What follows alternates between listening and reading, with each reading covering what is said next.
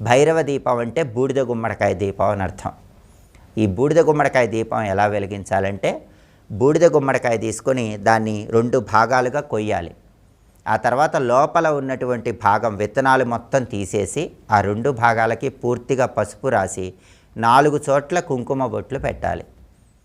భైరవ దీపానికి కుంకుమ బొట్లు 4 చోట్ల పెట్టాలి. మామూలు దీపాలకి 3 చోట్ల కుంకుమ బొట్లు పెడతాం, లేదా 5 చోట్ల కుంకుమ బొట్లు పెడతాం. కానీ భైరవ దీపానికి మాత్రం 4 చోట్ల కుంకుమ బొట్లు పెట్టాలని సంప్రదాయం మనకు తెలియజేస్తుంది.